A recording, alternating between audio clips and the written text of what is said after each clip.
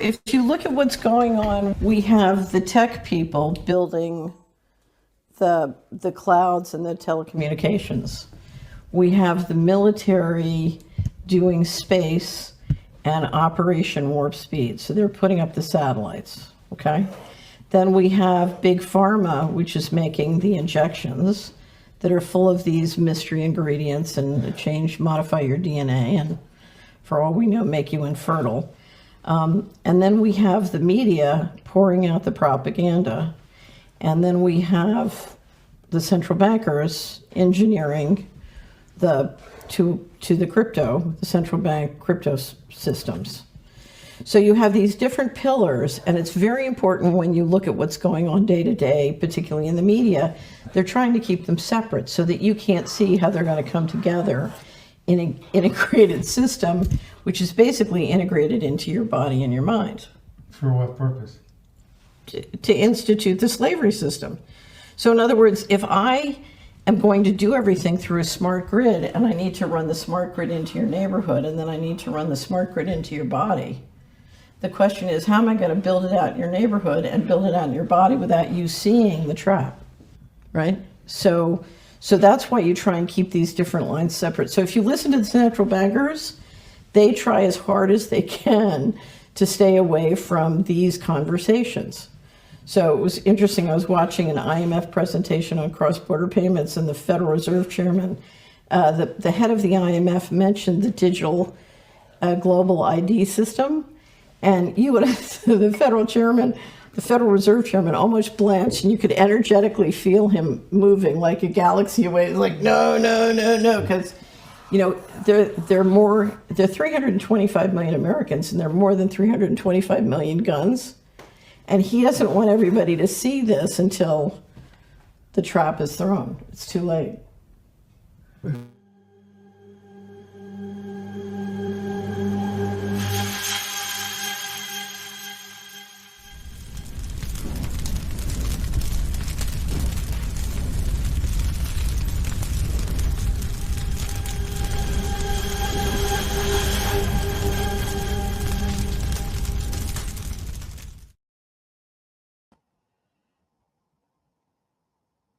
Welcome to the second panel of the Independent Media Alliance. Now today, the IMA brings you a panel on the rise of the digital ID and how it is a foundational part of the growing technocratic agenda.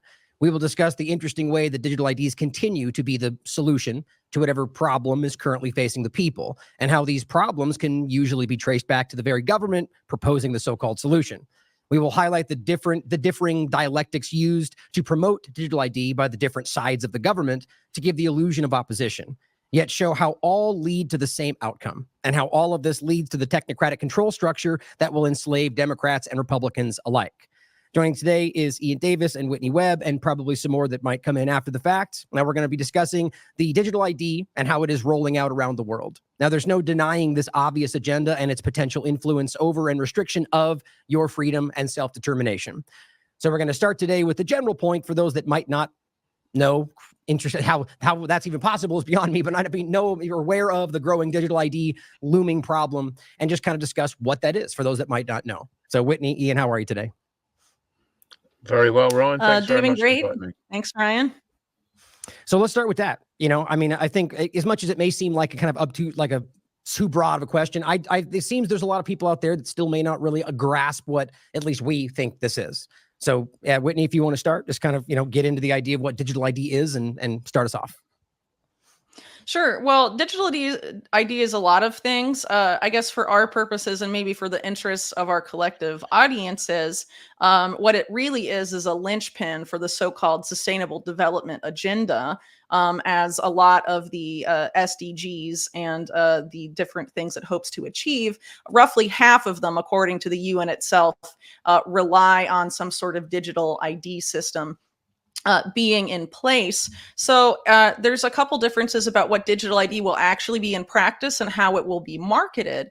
And Ian and I have collaborated on the past on digital ID, and one of the things we pointed out there is that the way it will face the public, they'll try and market it as a decentralized, lots of different systems that are separate from each other, But really, in practice, all of the data from all of those is going to be collated and sent to a centralized database. So regardless of how many digital ID systems end up blooming, quote unquote, around the world, ultimately, even though they may appear to all be different, or different companies or governments, whatever may be behind them, all of that data, the plan is to have it all sent to a centralized database, and to have all of these different digital ID platforms be interoperable. So obviously, the end goal of that, I would argue, is to convince the public that it's not a single global government system of digital ID, even though in practice it is.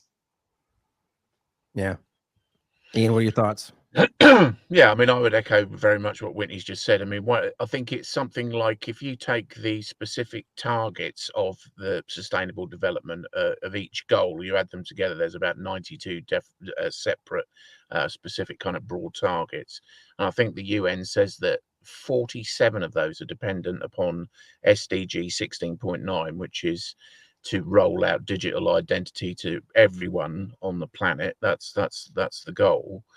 And what they've done very much, I mean, one of the first things that they did after setting up the SDGs in 2016, after they went from the Millennium Development Goals to the Sustainable Development Goals, one of the first things they did, in fact, I think it might have been the first thing that they did, was set up the ID 2020 kind of overarching framework. And I think it's important to stress what that is. It's for a start, it's a public-private partnership, and it's very much the private parties like Accenture and Gavi and IDEO and these kind of companies that first set up ID 2020 that are driving it. And the idea is to create what they call technological standards for various what they call vendor agnostic digital ID products. So they set up these kind of and there's a framework that they're building out with these kind of modular design platforms that enable the various vendors around the world to construct vendor agnostic digital ID products. But the point is, as long as the kind of technical specifications are centrally controlled, and there are a set of approved, like for example, the World Bank has got its ID 4D set of technological standards that are required for its interoperability with its database. So there's a whole smorgasbord of these different technological standards, but providing that the vendor, whatever the private developer is that is developing the digital ID product, providing that they subscribe or to those standards, and that what World Bank says is that they want machine readable data, biometric data that is compatible with with these sets of protocols and standards. Providing that the product does, then it doesn't really matter what it is. It could be a driving license, it could be a bank card, it could be anything really, anything that you require ID, as long as it meets that, those specifications, it will be interoperable, which means that the data can be harvested from that product. So, I mean, even things like, think like a store card or something like that, which, might have a picture of your face on it. That's your biometric data. Even things like that. You see, so I guess from the public's perspective, from the user's perspective, you won't necessarily know that it's that the data that you're handing over, perhaps unwittingly, is being harvested in order to be entered into a centralized and centrally controlled system, which is more like a network of global ID. But you won't necessarily know that from for you, it'll just be a store card. So I think it's important to understand that I think it's unlikely that many Western governments will be rolling out anything that it could even be perceived as a government issued digital ID. It'll be a government issued driving license or a government issue. It won't be sold to the public, I don't think, as digital ID, but that's what it will be. And we're certainly seeing that in the UK, obviously, with travel. The government has already agreed that we need to hand over facial recognition, fingerprints for travel to the EU Schengen area, which for the British is a very popular destination, Europe, mainland Europe. So, it's through these kind of backdoor processes that we are being lulled into this system of global ID without really even knowing that that's what it is. Hmm. Yeah, I think think to what's that I would. Oh, sorry. go ahead. No, go ahead, Whitney. Go ahead. Well, I think to that I would add that in terms of how it's going to be rolled out, I definitely agree with Ian. And if you're looking at what's going on in the U.S., they're absolutely starting with driver's licenses at the state Hmm. level, and it's irrespective of party. So you have Ron DeSantis of the Republican Party in Florida, who has drastically advanced the Florida digital ID. I think they're called smart cards or something like that, or smart driver's license or something like that.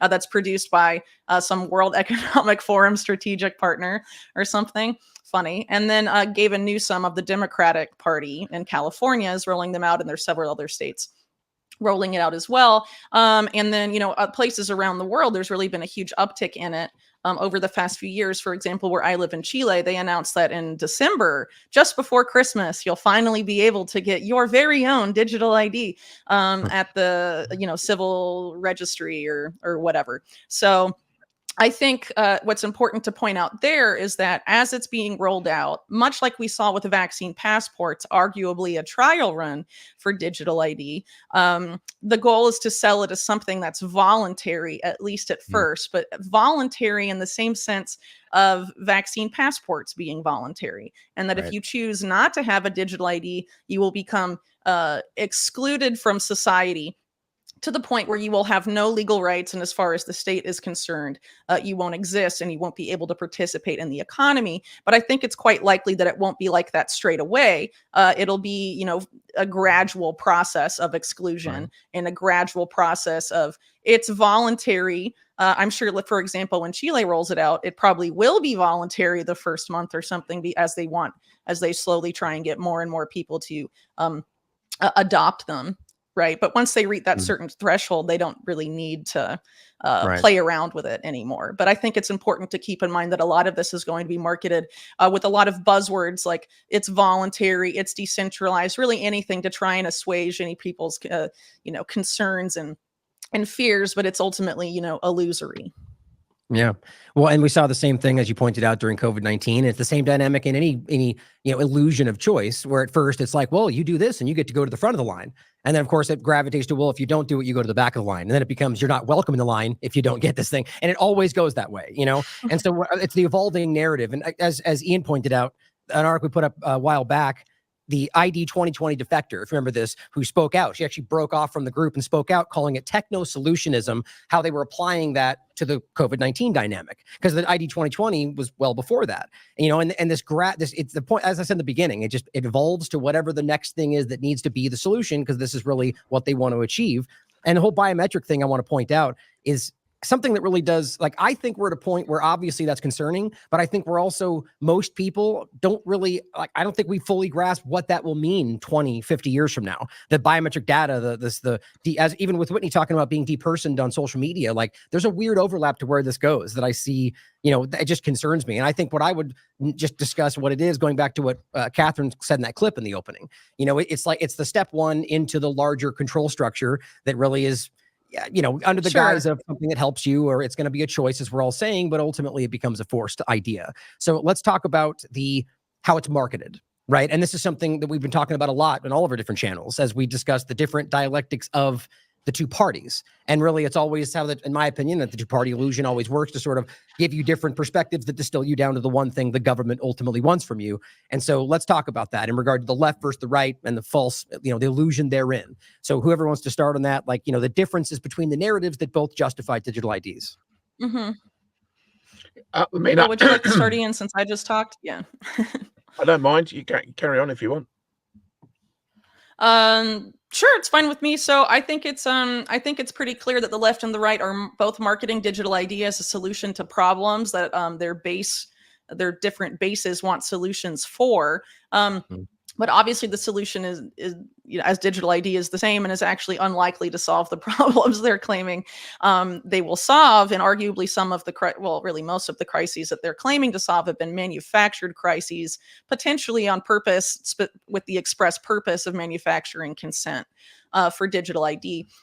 So in Western countries where there tends to be a lot more of a concern about the implementation of these types of, identification documents or digital documents.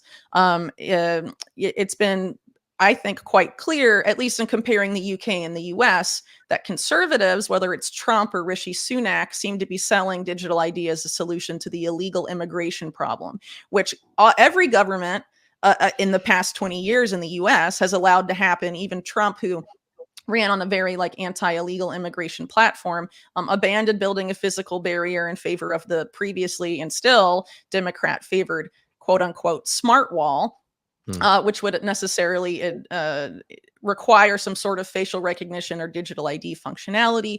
And on the campaign trail more recently has been promoting the idea of the necessity of a biometric entry-exit tracking system, his words, that's a direct quote, in order to solve the illegal immigration crisis. And it's also been pitched by people within the Trump campaign orbit as a solution to voter fraud. Right. Which is again a long-standing issue, important to the Republican base specifically, and being marketed by them as digital ID will become necessary as a means to vote. But what about the existing physical IDs that exist in the U.S. and why can't voter ID be instituted that way? Apparently, a digital only solution, is the only way because it's the future, right, guys? And then on the left, it seems like, again, comparing the US and the UK, there seems to be a lot of overlap about the need for digital ID to protect children online, to stop online hate, and to police online speech. And then they also, I think, use another marketing scheme, I guess, that I think is also meant to appeal mainly to the left, that talks about digital ID as a human right, as a way to promote inclusion of the most disenfranchised people in the world, when in reality, the digital ID technocratic scheme has been tested on the most impoverished and vulnerable people in the world, and has sort of onboarded them onto this technocratic system, forcing them to choose between joining the technocratic system and surrendering all of their data, or not being able to eat. For example, right. If you look at the Building Blocks World Food Program, or some of these efforts that have been done at the behest of ID 2020 on stateless people between Myanmar and Thailand, for example. And there's a lot of other examples of their efforts being sort of beta tested on them, with the intent of course, now rolling it out globally. And, I think there's a lot we could probably unpack there, Ian, if you want to add anything. Yeah, I mean, I think it's important when we listen to the language that's coming out of places like the United Nations and their partners, is that, when they say things like, it's an inversion more often than not. So when they say things like financial inclusion, what they mean is financial exclusion. That's mm-hmm. So when they first started talking about setting up the need for financial inclusion, they talk about something called the identity gap. So the identity gap is the idea. The identity gap is the idea that unless you can prove who you are, you don't exist. But the identity gap, of course, didn't exist itself until they created it by calling it the identity gap. So when we've already seen in places like India, where they've probably further down the road than a lot of countries in terms of rolling out a kind of a meaningful system of digital ID with their Aadhaar program. And linking that to important services such as food aid, the system that if the idea through digital ID is that that's going to create some sort of better environment for people to be able to access essential services, what we've seen certainly in India is the opposite. Because once people have got access to the systems, then they abuse the system. So we've seen situations, for example, in India, where people have been using digital ID to double register things like grain quotas. So the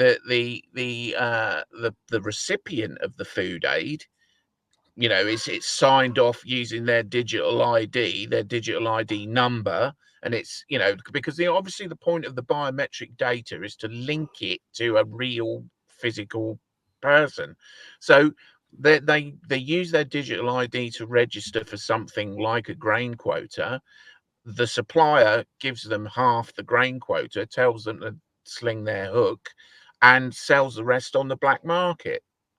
So the idea that digital ID will be more inclusive and that it will enable people to live better lives is something that is already proving to be false. I mean, Or you that can it look at will other, prevent fraud, right? And with Right. the or example that you it just will. gave. Mhm. I mean, also another thing that when they're talking, if you think about it, if you're creating this centralized network of digital ID, and linking that to things like people's financial activity, linking it to you know, their purchasing habits, linking it to their health records, their health care, what you're creating is the mother of all data sets for scammers and, you know, well, not necessarily scammers, just unscrupulous corporations that be very interested in that kind of data. So the idea that it's going to be some sort of safer environment and better for everybody is quite preposterous, really, because it's effectively going to be something like a digital Wild West. You know, Right. you know, they're rolling out these systems and rolling out, and we're already seeing that they're being abused and they're being exploited. They always But are. so yeah, and so with Yeah. things like financial inclusion, the idea is that, you know, obviously people that are the so-called unbanked Hmm. will be able to access the money that they need in order to, you know, purchase food, for example. We've already seen with things like, you know, I mean, a lot of people in our media space, in the alternative media, have already seen that themselves kicked off payment platforms for saying the wrong thing. The IMF were talking, oh God, years ago. I mean, I'm talking, you know, 5, 6 years ago about linking people's biometric digital ID to log onto the internet, linking it with their Right. browser history to their to their financial uh, access to finances. So if they're creating a system, and the point I would suggest of something like a global network of digital ID is control. That's the Mhm. point of it. It's behavioral control. So you know, I mean, Mhm. social credit element of that is obviously, you know, digital ID enables that to happen, you know, more efficiently than without it.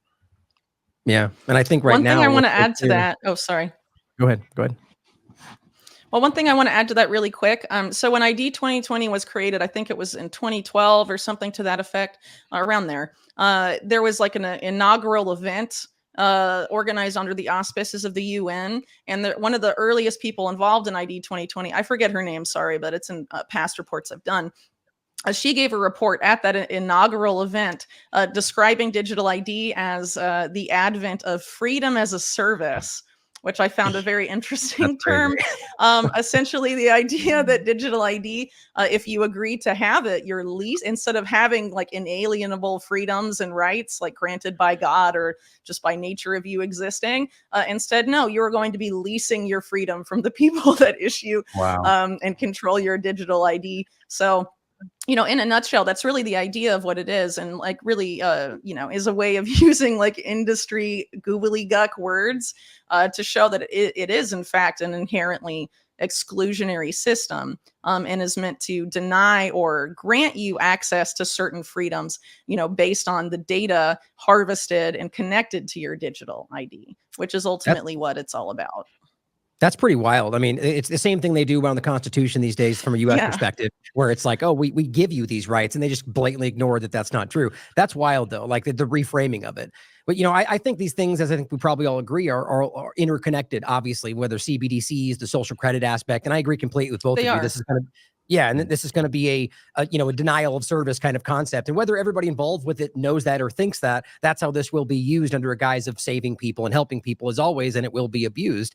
But so from my perspective on the the way they're being marketed, I think as you both just already highlighted, I think it's really fascinating that they're both driving from the same, they want the same objective, but as you pointed out, social inclusion, hate speech, or pandemic preparedness, right? The overlap of the being, what's it, the vaccine passport kind of conversation, right? Being illegal immigration, voting. But then I noticed an interesting point right now where they intersect, as we talked about it briefly beforehand, around anti-Semitism, right? Where both of them in different conversations are arguing that thing that needs to be suppressed. Trump is running on that like the first thing he's going to do in office, and that they both are using that technological aspect to shut it down. I found that really fascinating. But I wanted to point out something interesting over the overlap of the digital ID point. Well, first, I thought this was fascinating. Maybe you guys, if you had any comments, so right now, clearly it's being marketed as we pointed out, the SAVE Act and the idea of real ID compliant identification, which essentially is just intertwined with ID 2020. They're both digital ID concepts, that Republicans are challenging the digital ID proposal from North Carolina. So you can at least see that there's, mixed messages, because obviously a lot of Republicans were the most pushing back around the COVID-19 timeframe. And now my point of this, it's hopeful in a way that they're not falling for it in some cases, to see that might be, because the voting part is what is clearly their biggest push, in my opinion, for Republicans. And that's what I talked about in this article, that it's clearly something, a Trojan horse for digital ID, right? I mean, it's a kind of a manipulation that I think a lot of them are falling for. And I wanted to point out that the mobile driver's license point is how I see this kind of coming together.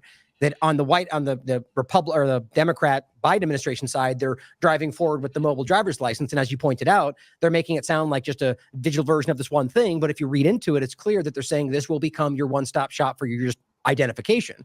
And my point was that if you can include that with the SAVE Act, which does have other options that require, birth certificate and so on. Once this becomes something that's required, then they say in here, your physical things will no longer be valid. So those two things together, as we always point out with the two-party illusion, distill this down into the point where you're only allowed to use real ID compliant identification. I hope Republicans hear that, because this is how it's being driven in to manipulate us at the end of the day. And I also wanted to play that clip really quickly that you mentioned, Whitney, of Trump saying explicitly, not just that we'll have a biometric wall discussion, but as he points out, from air and land and sea. And I don't think illegal immigrants are coming in, flying in on jumbo jets, right? Clearly this is about us coming back and forth through the border. And I thought that was important to play. Great. We will finally complete the biometric entry-exit visa tracking system, which we need desperately. For years, Congress has required biometric entry-exit visa tracking systems, but it has never been completed. The politicians are all talk, no action, never happens, never happens. Hillary Clinton, all talk. Unfortunately, when there is action, it's always the wrong decision. Do you ever notice? How easy it is to fool them. In my administration, we will ensure that this system is in place.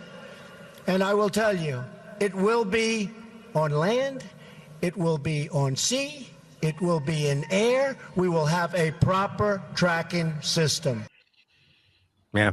I think that's important for people to hear, because clearly Kamala's saying the same thing. So they overlap in the same conversation. But I just thought that was important to show that this is something that is going to be all encompassing. And I just don't know why anybody falls for that right now, especially Republicans. It's strange, isn't it, that people can look at something like that and think that, yes, a proper tracking system, a digital biometric surveillance system to stop them, to stop this other person, to stop someone else, and never once does it occur to them, well, hang on a minute, couldn't that also be used to control me? Yeah. People just don't seem to want, or whether they want to go there, they can't go there. But obviously, if you've got a tracking, we're in the UK at the moment, we've got we've just had some problems with some civil unrest. The government has responded to that by saying that the solution to that, and I think this is another key thing that's important, the push for digital ID is so immense, and it is so all prevailing, that every situation that can possibly be exploited to introduce digital ID and biometric surveillance more rapidly, or more of it, is never missed.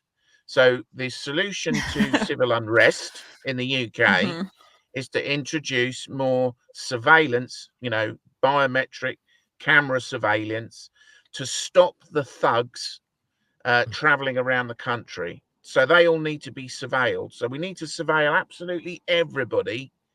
And the UN is fully on board with this. It's issued directives or issued advice to the UK government about how they can use biometric data to police protests. So they, the government announced that in the wake of the, the new Labour government in the UK announced that in the wake of the civil unrest, and everybody cheers. They think that's a great thing, because that will stop the violent far right thugs from moving around the country. Of course, it will also stop everyone else from moving around the country as well. Right. Mm-hmm. Yeah, I mean, it's what blows me away is that it's as simple as saying, Clinton couldn't even do it, and everyone's like, well, then we should, like this. It's easy, and I really see that as being, as I'm recently more so pointing out. I think most conservatives and liberals are at least uncomfortable with how obvious this all is, but probably still end up voting. But my point, I think that the team sport politics side of this are what are really driving that, and they fall for these things. It's just like they're that, or it's the lesser of evils. It's all kind of the same dynamic, and so we just drive right into that same control structure. So I mean, unless you guys have any more points on that specific dynamic, I wanted to point out something that overlaps with the way that this is another angle that this is being used, and through Twitter explicitly. Now, you guys remember the conversation of Authentics, right? Which is an Israeli Unit A200 intelligence, apparatus that right now, Twitter is still actually using Authentics, despite the fact that he publicly said they would stop and they would use Stripe instead. It is still being used to take biometric data from people who are proving their identity on Twitter. And so it's another dynamic to this, is where X is openly saying that this is going to be that we're going to get rid of the anonymous aspects. We're going to be verifying your identity. And they're using a digital biometric kind of concept right this moment. And I just think that's a really interesting gap. And I wanted to point out, even Authentics on Twitter, they made this whole post back in July saying, are digital IDs the ultimate game changer for global identification? Join the discussion, digital IDs. And this is what Twitter is currently using to basically scoop your biometric data, whether or not you need it for Twitter. They say that very clear. Didn't know if you guys have any thoughts on that. I just think it's interesting how clear that is. And it's right in front of everybody, and we don't acknowledge it. Yeah, well, I certainly have some thoughts on it. So Elon Musk, when he acquired Twitter, was quite overt about his plans to turn the social network into an American equivalent of WeChat, or something like Ukraine's Dia app, the quote unquote everything app model, with the explicit goal of authenticating all real humans. So having all people prove that they are human, presumably through linking your Twitter account to a government issued ID, and also in turning Twitter, now X, into half of the financial system, which again speaks to the broader effort to have digital ID be linked to some sort of digital wallet, which is openly referred to in UN policy documents and policy documents of governments really all over the world. And then, of course, in central bank policy documents, among other things. So I think it's quite clear that it's meant to advance that. And so a lot of these so-called techno-libertarians or self-defined libertarians or right-leaning Silicon Valley oligarchs like Musk and a lot of other people in the orbit of the so-called PayPal mafia are really full bore, very much on board with this particular agenda. A really good example of that, aside from Elon Musk himself, would be one of Peter Thiel's most prominent proteges, Peter Thiel being the other co-founder of PayPal with Elon Musk. And of course, that protege I'm referring to is Sam Altman of OpenAI fame. But Sam Altman is also behind something called WorldCoin, which has sort of established itself as a way to not only identify yourself online and provide digital ID for all sorts of online services, but also as a way to have a unique digital identifier to facilitate your receipt of universal basic income or something of that equivalent. It was, created with that explicit purpose. And because of the optics, Altman has tried to walk back the UBI aspect. But if you go and poke around what's actually going on at WorldCoin, it's still very much part of the plan. So, the goal ultimately, I think, because it's so important to this broader agenda and this broader system, and specifically financial system that they're looking to impose, that financial system in which they've invested so much money cannot function without the digital ID component. And there's a lot of other components, of course, as we mentioned earlier, that also rely on digital ID. For example, the agenda to have you link your digital ID to all of your online activity, not just what you post online or publish online, but also what you read online, the websites you visit, etc. Really, all of your online activity. And this is something that the U.S., the UK, and Israeli intelligence have openly signed up to through this group at the World Economic Forum. The idea of having a digital ID be a requisite for online access, for internet access, period, as a way to ostensibly stop cybercrime. So have the right intensity of a cyber criminal event take place worldwide that Right. scares people enough, be very easy to onboard people in that sense. And in the same way, too, if digital ID is a requisite for this new digital finance system that we're being herded into, the right financial crisis similarly could onboard people onto the digital ID platform rapidly, because it will be the only way to obtain either internet access in the first example, which is essential for a lot of economic activity, or in the second example will be essential to any economic activity, period. Or maybe, if there's a banking crisis, the only way for you to obtain your money in the bank, for example. So let's say there's a major economic crisis or banking crisis in the US, and the only way you can obtain your the money that you deposited in your bank account is by, instead of having it the way it was before, receiving an equivalent amount of money in the form of tokenized deposits from your bank, for example. Right. There's a lot of different ways it could play out, but it's just an example. And obviously people are going to be like, yes, I want my money back, as opposed to, no, I prefer to lose all of my money to avoid digital ID, right? Right. So I think we should be cognizant and aware of these types of scenarios and how they're likely to be used to try and make that final push to global widespread adoption of digital ID, and also look at the extreme efforts to market it to different political groups by using all of these different rather creative strategies and sort of painting it as a way to solve all of these problems. I think that really speaks to the fact of how important it is and how badly they need people to voluntarily, at least at first, adopt them. And so this is why I really think it's very important for anyone that opposes the Sustainable Development Goal agenda, and really need to coalesce around the idea of stopping at digital ID. If enough people don't adopt or use digital ID and are excluded from that system, perhaps they could all come together in some sort of parallel system, or it could prevent the digital ID system, or the system for which digital ID is the foundation for progressing as far and as quickly as they would like. I think it's something that a lot of people that are against this type of technocratic vision could be against, and I think the efforts, particularly in the U.S., particularly targeting the Republican base, which during COVID was the most against and aware of digital IDs, to get them now to sort of acquiesce to that particular policy, or that to acquiesce to digital ID as the only way to solve crises X, Y, and Z. I think that's very telling. And also the idea of selling it initially as voluntary shows they need people to comply with it, and that they're afraid of people not adopting it and not complying. And I really would like to see a lot more consensus around that. But unfortunately, on a lot of these establishment or legacy social media platforms, the discussion is not about that. It's about further dividing and conquering people, particularly the quote unquote resistance to this technocratic system that they're trying to impose. And there's very little discussion about the different policies we can rally around and effectively stop as a group. Right. And I think it's very important for people to think about those points specifically, because it is something we can affect real change on and have an impact on. And there's a lot of efforts by a lot of so-called alt media influencers that became prominent during COVID, for example, to forget about all the things that happened during COVID because we have to vote for this person, because if we don't, literal doom, whatever.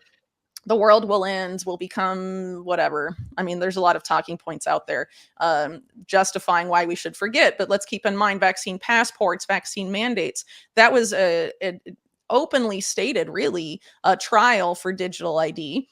And a lot of the same players that did the vaccine passports, like the Commons Project, for example, intimately involved in the digital ID effort. And they clearly, from their own documents, saw the vaccine passport situation as a way to trial public adoption of digital ID. So the people that were against that during COVID should still be against that now. But now there's this, there's been prominent voices that were quote unquote dissidents during the COVID era now saying we need to forget everything that happened during COVID and sort of brush that away in order to adopt, these support my particular favored politician who wasn't against those things at the time when he was in office, for example. So I don't know. I think if we can generate as much consensus as possible on the foundational nature of digital ID to this whole scheme and how we must resist it and how we should resist it. Encourage people to develop plans about how to resist it in their own lives, I think is a really important and powerful thing we can do. Yeah, 100% agree with that. I wanted if you wanted to touch on, since you brought it up, Whitney, you made some great points about the possibility of Jamie Dimon, JP Morgan, and the idea of the same kind of Palantir thing you highlight where, it gets put forward to CBDCs. Trump says, no, we're against that. And then public-private partnership style create a private version of it. Would you touch on that? Because I think that's really important, and it does seem to be developing. Yeah, if my unfortunate cough will control itself, I will happily tell you. So essentially, there's been a lot of talk about CBDCs for a long time, and you've had people come out against them, which have, of course, helped ensure their popularity, Trump being one example. But in Trump's case, he's very pro stablecoin and he's very pro Wall Street. Right. And so Wall Street's interest, and it has been for a long time, is not really to have the CBDC system that was promoted to people as the de facto CBD system back during the COVID era. Really really the model that's been favored in most countries, at least, is a two-tier CBDC system. And this is likely what will be implemented in the US, where the CBDC layer will run on the Federal Reserve's FedNow service and will only really be a mean of interbank settlement in the means through which in that other tier Wall Street banks interact, or private banks interact with central banks, right? Which is the tier the public is not privy to. And then there will be the public facing tier between the people and the private banks, because obviously the private banks, particularly in the US, don't want to be taken out of the game and have the Federal Reserve run the whole show, because in the United States, the private banks own and control the Federal Reserve. So why would they just it doesn't really make any sense in that particular case. So the threat here is that digital ID, as we mentioned earlier, is going to be linked to a digital wallet. So the concern for a long time was that the digital wallet would only really be linked to a CBDC, but that is not so. The threat here, and the threat of CBDCs, right? Because it's not the threat of CBDCs, as most critics have laid it out, is not the fact that it's issued by a central bank, because most of the money we use today is issued by a central bank. The concern is about the programmability aspect and the surveillance aspect. And so that would absolutely be true for CBDCs, but it's also true for stable coins and tokenized deposits and these other forms of, I guess, retail-facing digital money that they hope to have people use in these digital wallets. And so by having a mix of tokenized deposits, stable coins, and CBDCs, it gives the appearance, again, like the selling point is for digital ID, of a decentralized system. But really on the second layer, you're going to have the interoperable CBDCs, operating under the guise of the BIS, and all of the data from these stable coins, these tokenized deposits, which are managed by the banks that hold them, right? And then the CBDC, it's all going to be just like digital ID, collated into a central database. And the World Bank, that's building a lot of the infrastructure for this, has also developed climate wallets. Isn't that nice? So that you can also link your digital wallet to your future carbon trading and carbon offset activities. Aren't we so lucky? So obviously there's a lot of plans for this financial system, and it's important to point out, as it relates to the Americas, it is really the right wing leading with the carbon market play. You have Nayib Bukele's party in El Salvador being very involved in it, and you have Trump, the co-chair of Trump's transition team, Howard Lutnick, a major custodian also for the stablecoin Tether, being very involved with it as well. And probably the most involved will be Trump's former Treasury Secretary, Steve Mnuchin in particular. So there's a lot of interesting things, I guess you could say, to come with this financial system that is emerging. But data harvesting, surveillability, and programmability are essential aspects of it. And the programmability aspect is where the whole exclusionary part is going to be implemented. So the Right. idea of you haven't done X, Y, and Z, so you cannot spend your money on this, or your bank account is locked, or you're too far from your home and there's been a government issued lockdown for this reason, so your money doesn't work 5 kilometers from your home or something like that. All of that is implemented through the form of programmability.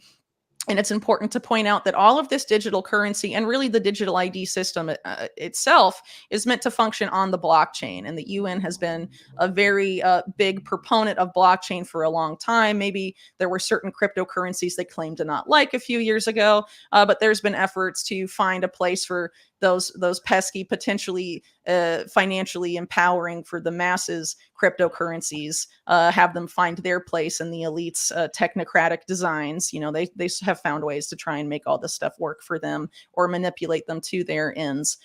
So I think people need to be aware of that as well, and that the ultimate risk here is the programmable, surveillable money being the only type of money you're allowed to use. And as it relates to Trump, it's important to point out why he may be against publicly CBDCs. He is not publicly against stable coins or any of these other forms of programmable, surveillable money. And if you want someone to really be an advocate for financial freedom, I would argue they should be against programmable, surveillable money, period, frankly. Yes. And I think there will be an effort too to frame some of these as unconnected to governments and unconnected to big banks, with stable coins in particular. But if you look at the biggest stable coin in the world, which is Tether, they have a very deep relationship with the US government. The FBI and Secret Service are on their platforms. They freeze funds of people whenever the US or Israeli governments ask them to. So it's really not that much better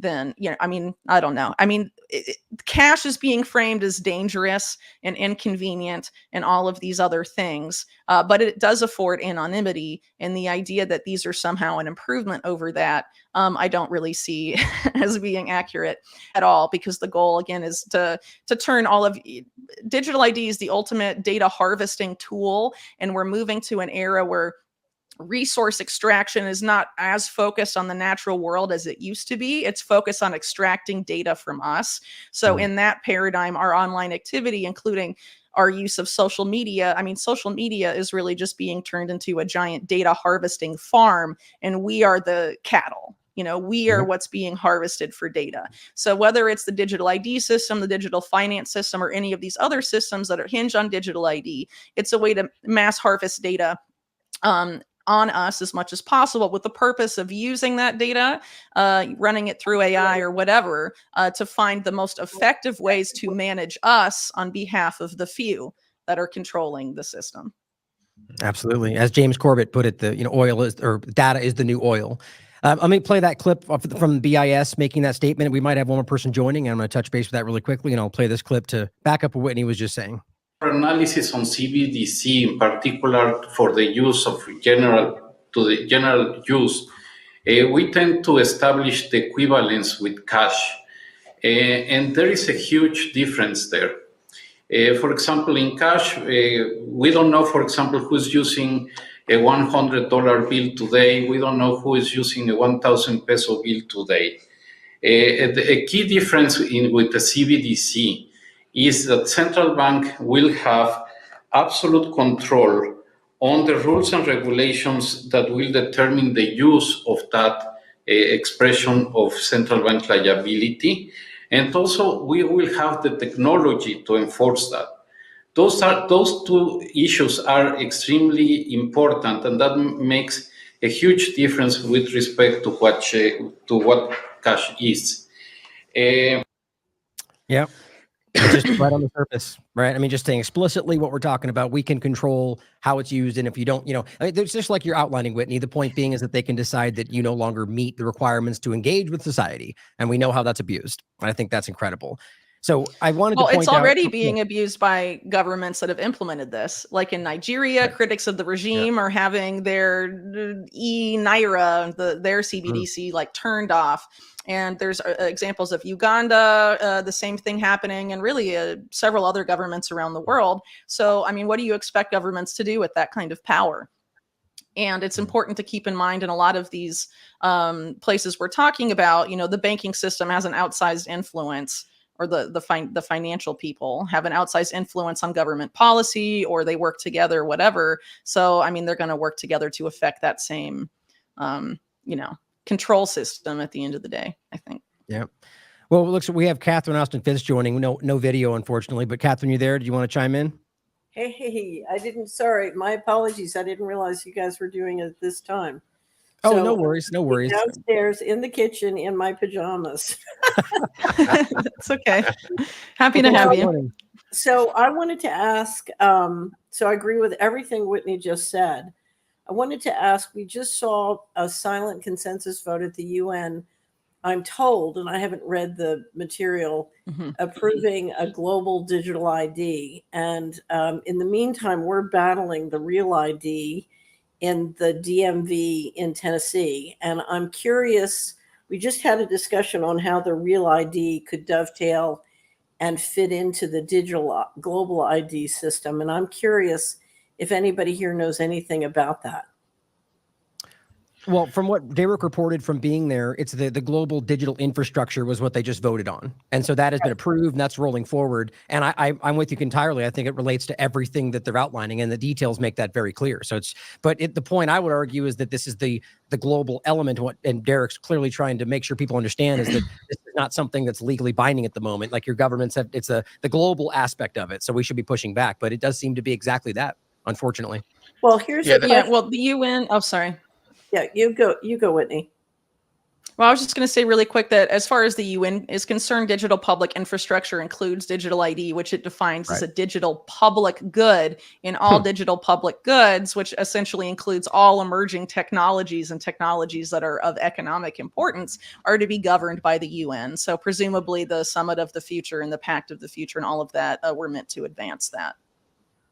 So, but what I'm assuming is a technical matter. If the U.S. Is able to create a real ID system and require the citizens to get on it or try and get them to all adopt it, that can snap into the global system very quickly, since it's, you're just talking about digital databases. So we're having a problem in Tennessee, and I think I've described it to you, Ryan, where when you get a driver's license renewal, they're telling you have to get a real ID when it's not true. And you can say, no, I refuse it. And what's been reported to me by fellow citizens in Tennessee is when they are given their new driver's license combined with a real ID, it has a yellow star on it, oddly enough. So there seems to be, and there's a lot interesting choice. Right, exactly. And there's a lot of push to persuade people that after a certain point in 2025, they can't travel sort of on flights or in transportation system without a real ID, which as far as I know is not true. So especially if you have a passport or other kinds of IDs. So there seems the pressure to create the digital ID is clearly on, because you cannot do the financial control without the digital ID system. And so that is the condition precedent. And that is why it is so important. And I'd love to have a discussion. How do people stop the digital ID system from being promoted and adopted? How do they reject it? How do we stop this? Well, let's make that the final point. Sort of, oh, sorry. Go ahead. Go, no, either one of you, go ahead. Well, I think we sort of... You go, Whitney. No, it's fine. Please. Go ahead, Ian. So, for example, I mean, we've got the situation I was just talking about earlier that now most people in Britain, they go on holiday to the Schengen area, normally once a year or something like that. People they travel a lot.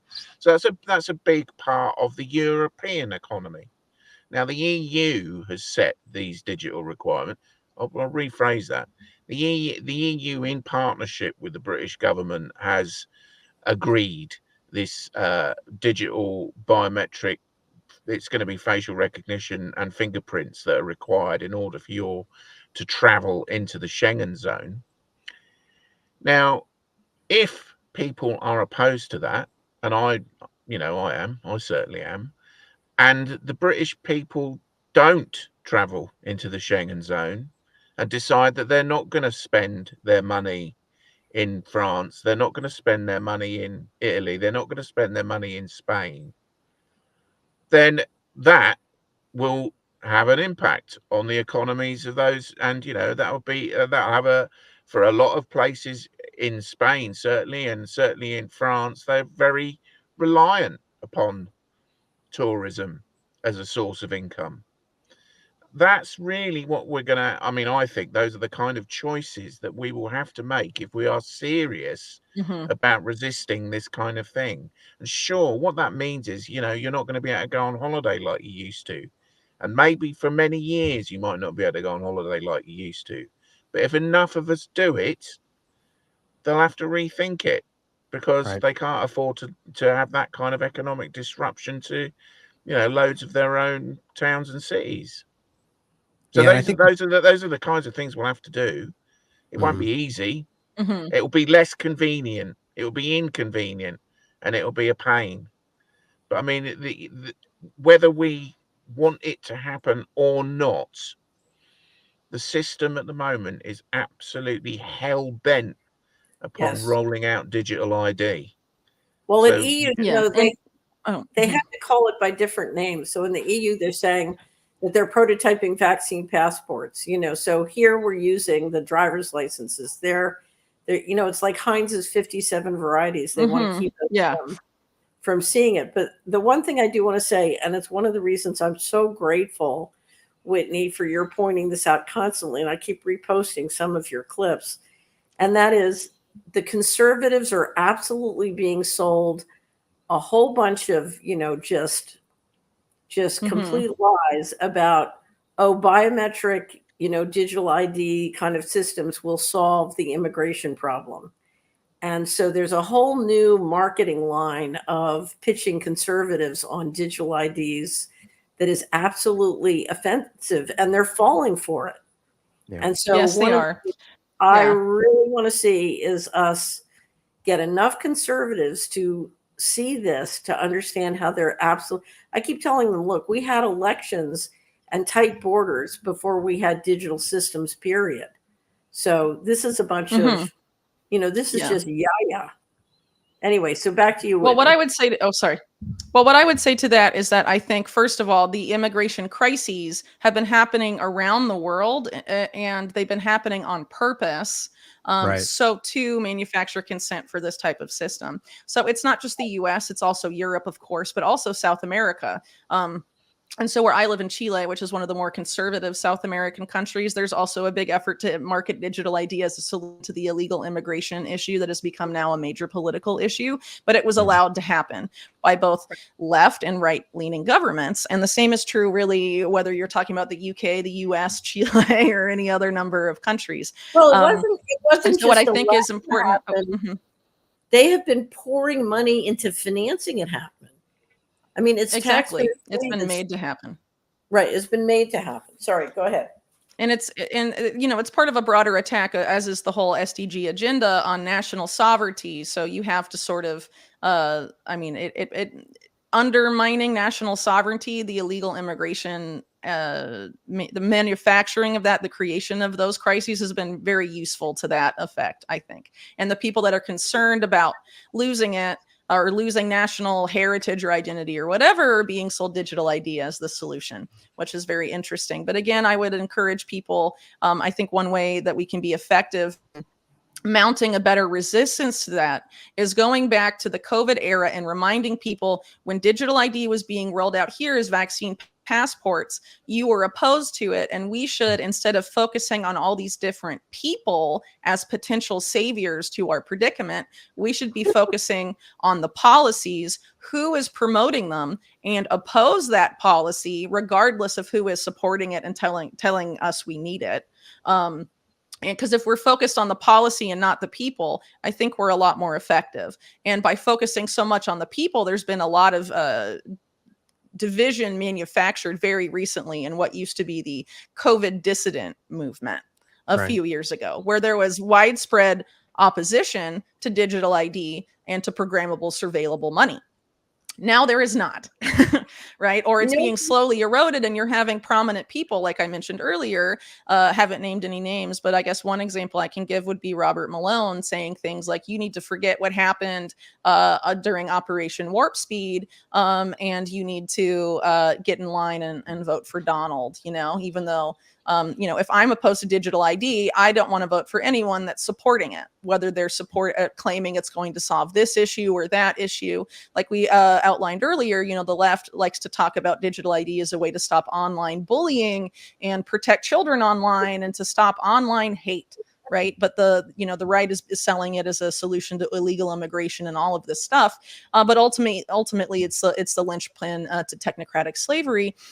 And as I've tried to point out, the technocrats are back both parties in the U.S. And there's no more group that's more technocratic, arguably, than the PayPal mafia. And you have members of the PayPal mafia backing Kamala, like Reid Hoffman, and then you have plenty of them backing Trump as well. And at the end of the day, a lot of those Silicon Valley oligarchs, their wealth and their power comes from their power over these financial control systems and digital control systems. They're the vendors of that to the national security states, not just in the US, but in the UK and other governments around the world.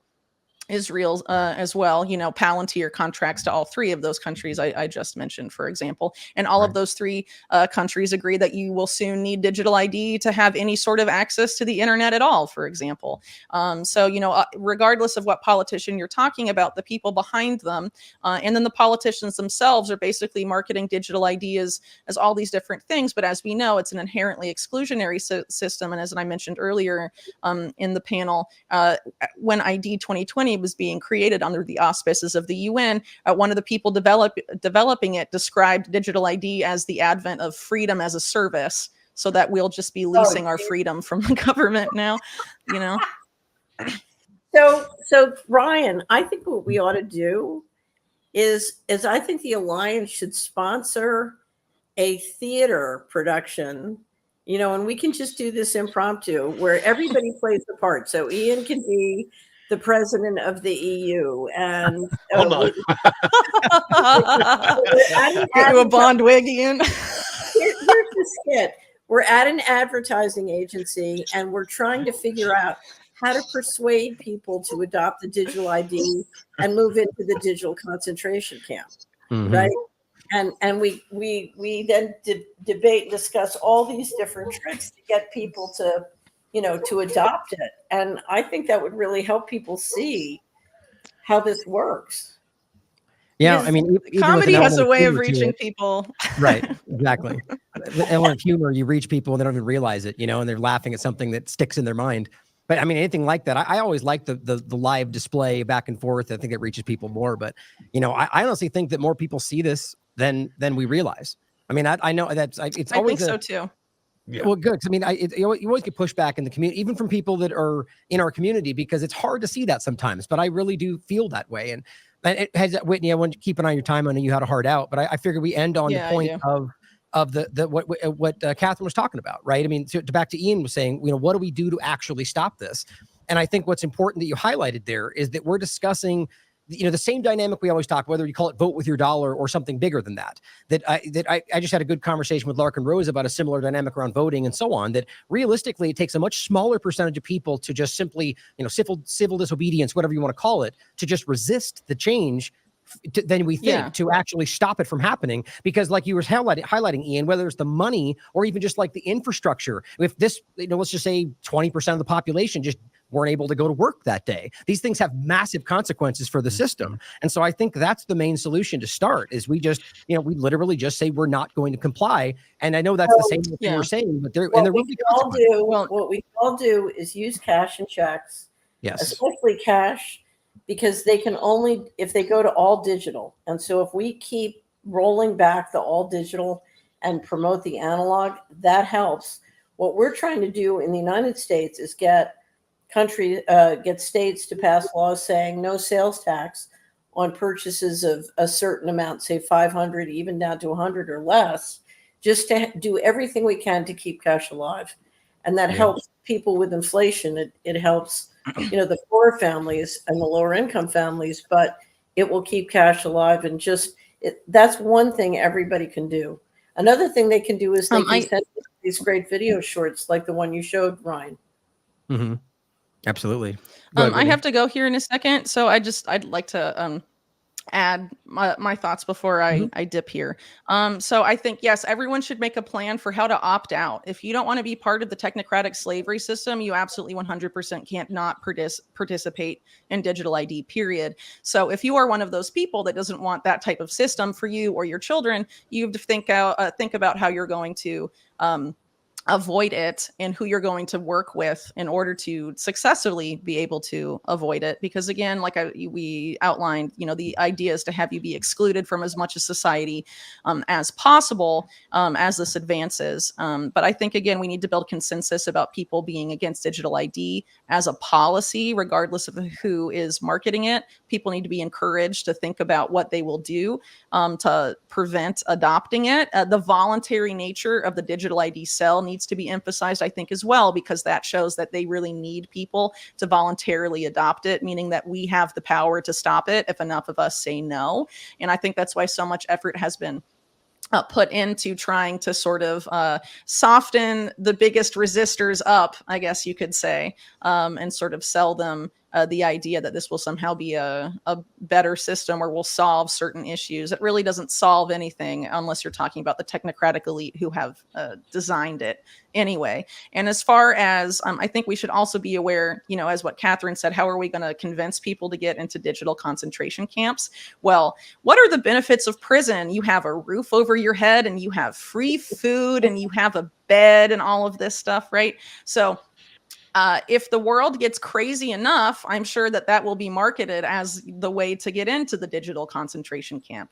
Here we are, the elite of the world. We've totally broken and messed up the world and the economy, and we've stolen all of your wealth and everything you have and taken control of everything. But we'll give you all of this free stuff you need to survive if you join our systems. And so I think if we're aware that something like that, whether it happens, in the banking system or some sort of cyber outage or whatever sort of crises is used to move the adoption of digital ID, past the brink, we need to be aware that that's going to be the final marketing ploy of desperation and what we're going to do to not just prepare ourselves, but our communities to continue to resist even when that type of event comes to fruition. And I will stop there. I most definitely have to go. Lovely to talk with all of you. Very happy to have participated in this panel. And thanks very much. Thanks, Whitney. Have a great day. Always a pleasure, Whitney. You always guys add a lot. So thank you for being here. All right. Bye, y'all. I think we all have, out here in a couple minutes. So we just end with the, where we, the same kind of points, final notes from Catherine, from Ian, and let us know, what you think we should be doing and kind of just wrap up here. Whoever wants to go next. Yeah, I mean, I think going back to the very start where we saw that short from Catherine, where she was talking about the pillars of the whole system, bringing everything together. There is a plan for a global digital ID database. What it will be called, nobody knows yet.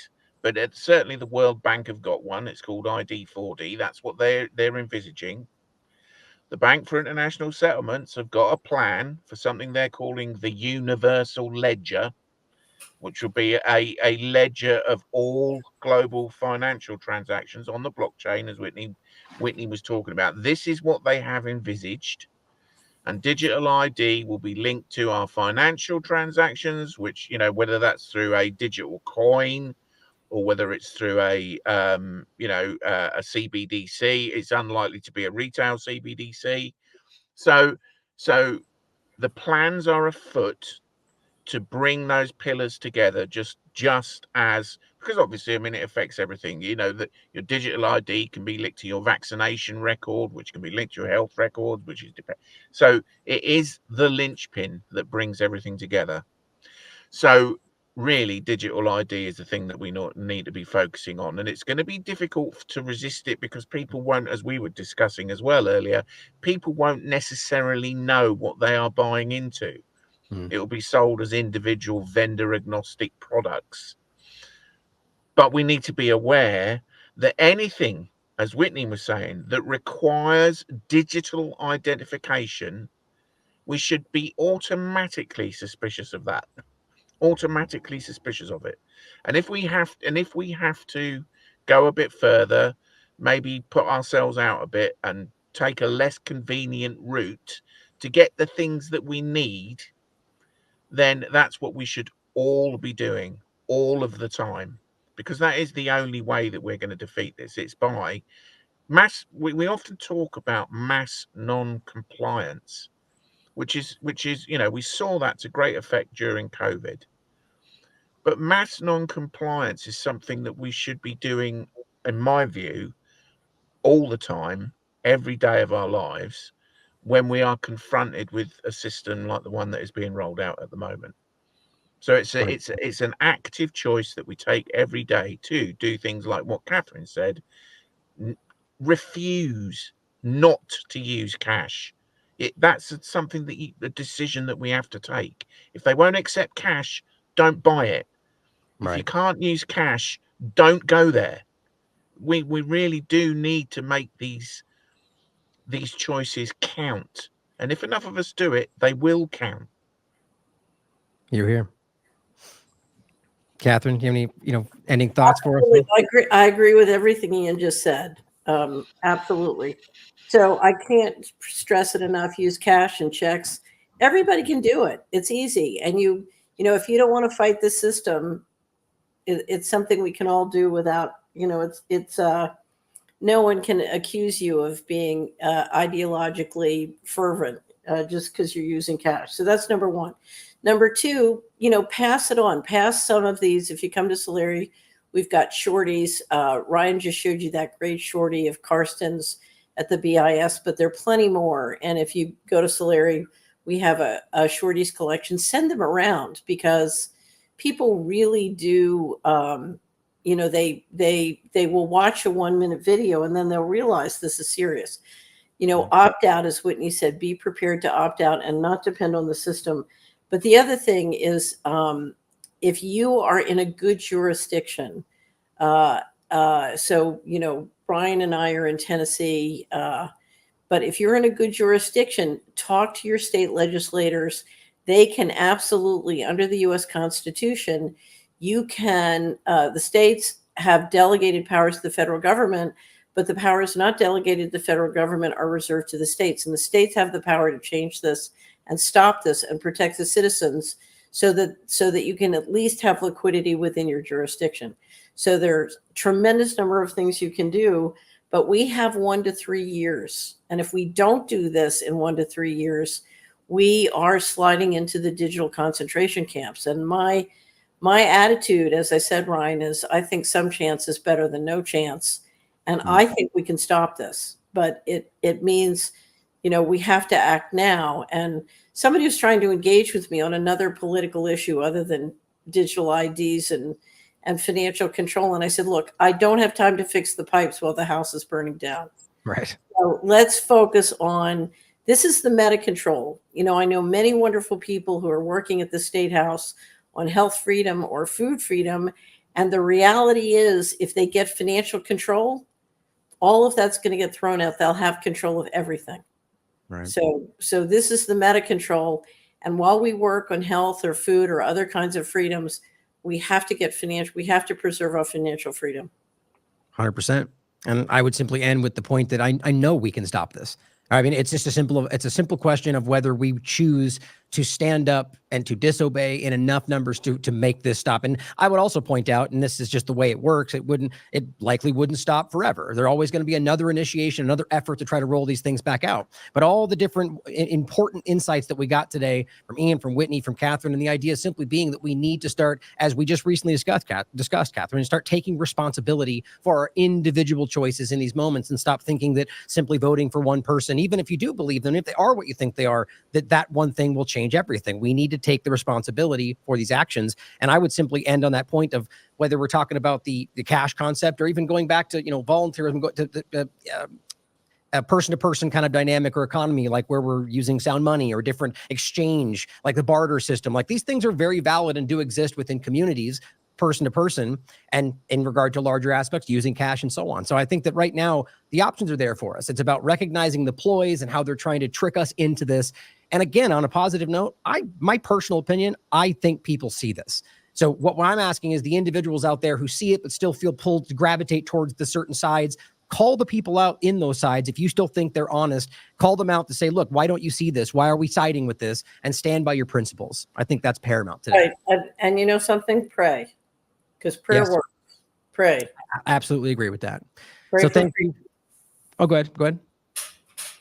No, just to end in general, thank you, Catherine, for being here. And thank you, everybody, for tuning in today. What another great panel from the Independent Media Alliance. We've got plenty more coming your way. So stay tuned. And as always, everybody out there, question everything. Come to your own conclusions. Stay vigilant.